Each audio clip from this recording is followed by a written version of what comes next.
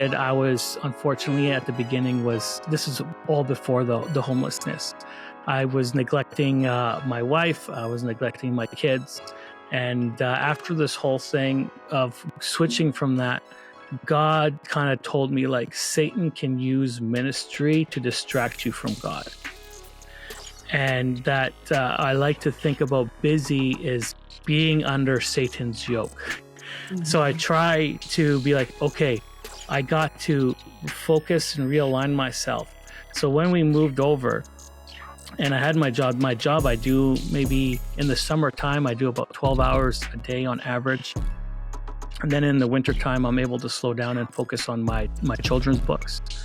And during that time, I try my best to spend time with my kids, spend time with my wife outside of work. Welcome to Her Desired Haven Podcast, a community where we come together to discuss all things Jesus, family life, and faith. I am your host, LaShaundra. Thank you so much for joining me today. Today, we have another incredible guest. Today's guest is a husband and father of four, a concrete worker by day, and an evangelist by night. For over 15 years, he's faithfully volunteered in youth and children's ministries and has written 6 children's books. He was even briefly appointed as a missionary. Please help me welcome Robby Carlson to the show. Hi, Robby. How are you? Good. I'm good. Thanks for having me on the show, LaShaundra. I appreciate it. Yes, thank you so much for joining us. So your life has been filled with so many unique and different experiences, and you kept your faith through like every, season of your life. When did your faith journey begin, and when did you decide to start following Jesus Christ? Yeah, so I was born and raised in a Christian home. And when I was young, about 12 years old, my dad asked me, "Do you believe in God?" And I said, "Yeah, I do." And he asked me, "Why do you believe?" And I said, "Because you do." And then he looked at me and he goes, "Does that make sense?" And that's when it kind of like hit me, and I realized that no, I can't have my faith be based on my parents' faith. I needed to make it my own. And so I learned more about it. And one of those things actually drove me to help children in the church, because I know their reaction that they're struggling. Is this faith their own? Is it authentic? And I just let them know, like, he's called God the Father, not God the grandfather. Yeah. So you got to go and work it out and really think about it and dwell on it. And then when I was about 16, I decided to go to like my own church separate from my parents. I started attending there regularly. And then eventually I went on to Bible school when I got baptized at 19. And then I went to Bible school for a little bit. And then I came back and met my wife. So it's not super exciting story. But it is a story, and I just want to encourage everybody that everyone is there where they're at. And some people have these big traumatic experiences, and you just go and thank God that you didn't have to go through that to come to meet him. Exactly. I disagree with you. I think that's a very interesting story, because not too many people's parents at 12 would ask their kids, "What do you believe?" And you respond the way you do, and they challenge your thinking. Like, I think that part of the story was so important for your faith journey. I don't hear that too often. So I think you have an amazing story. Parents need to hear this. Like, talk to your kids, talk to them about this, because that could be like that pivotal moment for them to where they're understanding, hey, you can't just follow God because I do. He wants you to have your own relationship, even as a kid, to have your own relationship with him. So I love that story. Thank you. Yeah, so you are a husband and a father of 4, and you often mention like some of the obstacles that your family has experienced, with one of them being infertility. Can you speak a little bit about that, and maybe how you were able to like support your wife during that time? Yeah, so we got married, and about 5 years it took us of trying to have our first child, and we had to go through doctor appointments and praying, and thank God that it happened. And my wife, for her, it was really a big struggle, because she felt like she wasn't a woman unless she was able to conceive and have a child. And she was hoping that I was going to be the problem. And it wasn't the problem. And so we just kept on praying and pursuing. And I remember this thing that sometimes if you want things to God to bless you in your life, you want to pray for other people. And so I encouraged my wife to pray for other people. And she prayed for like 10 ladies, and they all got pregnant. So I say that my wife has the spiritual gift of getting people pregnant. Yeah, the cool thing about that was there were some people that it was obvious that they were going to have a child. They weren't having any problems, and it just kind of happened. There was other people though where they had fertility issues, and they had to go through that IVF program to be able to conceive kids. And so they had 2 kids, and there were like 6 at the time. And then my wife prayed for them, and then they naturally just got pregnant, and they were shocked. And the best story about it was there's this couple who they've been trying for 10 years to get pregnant, and they couldn't. They went through the doctors, everything failed for them. They spent a lot of money. And so they just settled for adoption. And so they had a 2-year-old that they adopted from Japan, and my wife prayed for them, and they got pregnant as well. And so it's just really cool to see that whenever you're struggling with something, maybe that's because God wants you to start praying for other people. And so he will bless people as well as he will bless you. Wow, that's amazing. And there's something about like being selfless. Sometimes we are so focused on us, we don't look up to pay attention to the people around us who are going through the same things, And then that aspect of praying for them, putting them first, I think made the biggest difference. So I love that. Oh, wow. Like, that's incredible. Yeah, it was funny. And then we also noticed that our pastor was able to listen to the Holy Spirit because for some reason he was just like, I got to make a bigger nursery. And he upgraded the nursery. He's like, it's still not big enough. He upgraded the nursery. And then all of a sudden, just everyone got pregnant out of the church. Wow. Oh my goodness. Thank you so much for sharing your testimony and your story with the community. I know there's so many people who are experiencing that and going through that, and that's going to give them hope and encourage them to keep seeking God through the process. So your family has also gone through, you said, homelessness for a period of time. And I know that you had like 2 small children when that happened. How are you able to keep like your joy and peace in a difficult time of your life like that? Yeah, that was really, really hard to go through. But to really keep the joy, you got to remember that joy and happiness are not the same thing. So happiness is an external force that you don't have control over. Joy comes from within, and you just choose to have joy. And even in the hard times, you just choose to do that, and you will see even the people around you will start to be affected by it as well. And so it's very difficult. You pray, you choose joy, and you just keep on pushing forward, and you just take it day at a time. What it talks about, don't worry about, I can't remember exactly where it was, but it talks about don't worry about like your future anxiety. God's giving you enough for today. And when you're in that situation and you're having life beat you up, and you're having bad thoughts, you just got to be like, you know what? I need to seek the Lord and just focus one day at a time. That's so encouraging, especially being a parent and how difficult it might be. Take it moment by moment, because sometimes that's all you can do, moment by moment, I wanted to speak on how, like, I guess many men are walking away from their families, right? If they would have experienced the same thing that you did, they would have chose to just leave, Many men are doing that. And you chose to do differently. You chose to keep your family together. Is there any advice you can share to a parent that maybe is listening who are going through a hard time and the only thing they can think of is just to leave?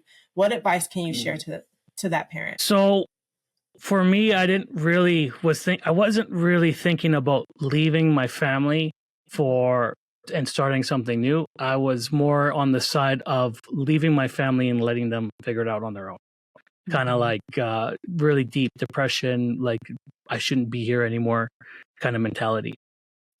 So to kind of help people to go through those struggles, to remember that those struggles that we come through are what builds our character, and what builds us up. So I like to use this as an example. Like when you are in the trenches, like if you hear about these army guys who they've been in the foxhole, and they say that their friend with them, they get this bonding experience that they get with nobody else. And so I say, use that time with your family and your wife. So when you're going through with your spouse, you're going through this trial, instead of saying, hey, you know what, it's not working out for me, I should just jump ship. But to look at more about, you know what, this is a growing experience, and the bonding that we're going to get out of this will be like none other. I think going through those hard times actually brings us closer together, right? Just naturally, it just happens. And when you come out on the other side, it just grows you in your faith. It deepens your connection, your intimacy, your love for that person. So yeah, I think that's important to stick it out. You know, it's worth it. And to have faith and believe that God is going to get you through this trial, because we're all promised trials and tribulations, right? Difficult times, but God has also promised that he has overcome all of those things, and we have that through him. So thank you for sharing that as well. So your family has transitioned from homeless to home ownership. And I know there are so many people listening that want to know, how did you make this a reality for you? How did you do that? So I had a job where I was a building manager, and it was a live-in. And then one day they came in and they took the keys, and they said, we got to let you go, because we had a company switch. So the new company didn't want to hire me on, and the old company didn't have any work for me. So they said, unfortunately, we have to let you go. And so because of that, I lost my job in my home. And in the process of coming back to it, I'm like, okay, let's switch career paths, because then this way, if I lose my job, I won't lose my home. If I lose my home, then I won't lose my job. So then I got into more of a driving career path. And going through the struggle of just kind of like the mental health, we were about 4 months where we had no home and no job, to eventually someone believed in us and let us rent a place with no job, which I was shocked, because I wouldn't have done the same. So we're very grateful for them. And then I did whatever job that I could do. And the first job that I got into was sanitation. And so I had to go and clean portable toilets. And so you're already down and you're like, this is what I have to do. And the first week was the worst. The second week, when you got paid, you're like, okay, you know what? The money is not that bad. I guess I can do it. And you just have to do whatever you can with your family, for your family. And through that, what I decided to do at my job was I decided to give it my best. I was going to try to have the cleanest toilets. I was going to be the nicest person to my customers, and be really nice and try to be an amazing person. And through this, I had people who were fighting for me to go to their sites. I had people who were really happy to see me there because I had a smile. They were shocked, like, how could you be happy in this situation that you're in? And you'll notice that other people start to be happy around you. And then you're able to work from that. From that, I was able to get into concrete, which actually pays significantly more, and it's not as dirty. Yeah. And with that, I still have that same mindset to have the best that I can do. And people see that, your employers see that. And with that, they will kind of increase your wage, increase your status. Even the Lord sees that, because you're being faithful for what he's given to you at the moment. And he will start to increase all those things for you. And then you'll have an opportunity where you can say, hey, we ended up actually moving out of the city to a smaller suburb. And it was cheaper, and we were able to get a better house. And we went from a 2-bedroom, 1-bath apartment with 3 kids, which was very difficult, to now we have 3 bedrooms and 3 bathrooms and 4 kids. Yeah. Yeah. And it's just great to see how, as you are faithful in the little things, and that you keep on praying and trusting in the Lord, that you get to see his work go through your life. And you just got to trust in the promise and take it one day at a time. And you remained persistent. And even when you had to do the jobs that you didn't want to do, you did it with a spirit of excellence. And there's a verse in the Bible that speaks of working for God and not for man. And that's kind of what that reminds me of, remembering that even when a person is not looking, your manager's not standing over you, still work your hardest, because God is always watching and you're working for a higher power. It really reminds us that the jobs that God blesses us with, they're truly a gift. He gives us the ability to work, to get wealth, to do all these things. And we need to show him that gratitude by giving it our all. So you have over 15 years of experience as a youth leader and pastor. You were briefly appointed as a missionary, and you also still serve in the church. And like you said, you were a concrete worker. How do you balance work, family, and serving in ministry? Because that's a lot. It is a lot. So at first when I was doing ministry, I was going to like 4 or 5 different churches, trying different church plants, and we were working really hard, going to different Bible studies, and eventually you get burnt out and somewhere gets neglected. I was, unfortunately, at the beginning, this is all before the homelessness. I was neglecting my wife. I was neglecting my kids. And after this whole thing of switching from that, God kind of told me, like, Satan can use ministry to distract you from God. And that I like to think about busy is being under Satan's yoke.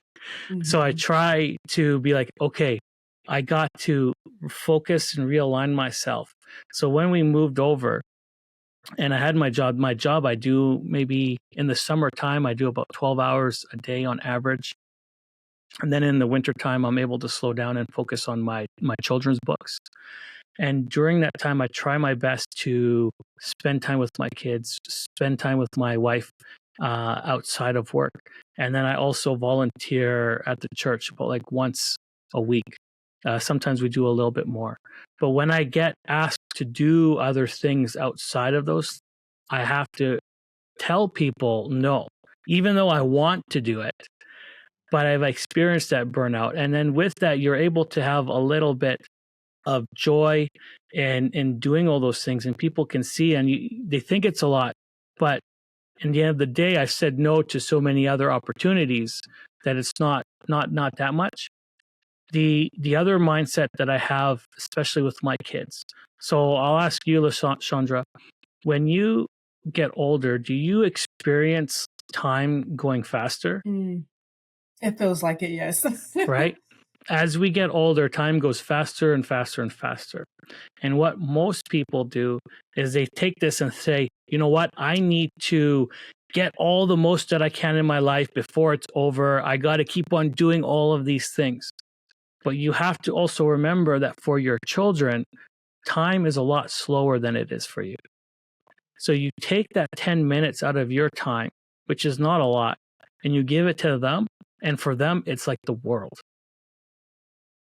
And so you just got to think about time management more of a, hey, look, like this person's time, they experience it more slowly. So I'm going to let them enjoy the presence that I have at that moment. It's a lot more impactful for them than you realize.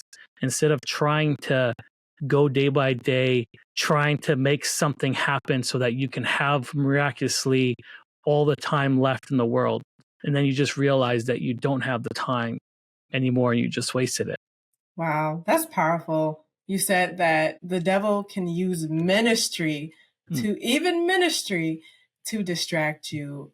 That's really good. And I think people do need to pay attention to that, because when we become so busy and like just consumed with things, and we're always going here and doing this and doing that, even something that appears to be good can be bad. So I'm glad you said that. That's so powerful. And we always need that reminder. Sometimes we need to just sit down and get back to God and figure out what it is that he needs us to do in our current season. Balance, and sometimes it's not equally balanced, but just flowing with the season that you're in is so important. So you are a children's book author as well, and you currently have 6 published books. So, what is the core like theme or focus of your books, and why did you choose children's books specifically? So, so I'll start with children's books specifically. When I was 16, I felt like I had a calling to become a writer. And when I went into the homelessness at 30 years old, I actually started writing then. So it's like 14 years before I felt like I was supposed to do it. And I just needed something to kind of like distract myself, something that I can work on, something that when I could accomplish and be like, I am done. Like the book wasn't good, but it was more for my mental health to be just like, I accomplished something. I can do it. And then I started trying to write another book, and I told myself I need to write one word every single day. And I did that for about 3 months, or a minimum of one word. Um, did that for about 3 months. And eventually I wrote another book.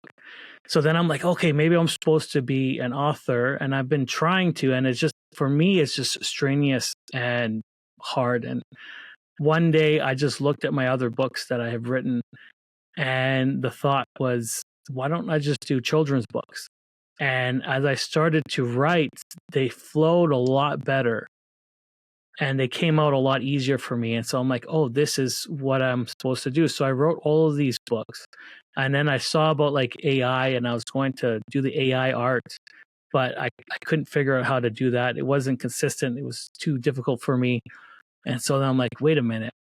I have all of these books. What am I supposed to do now with them?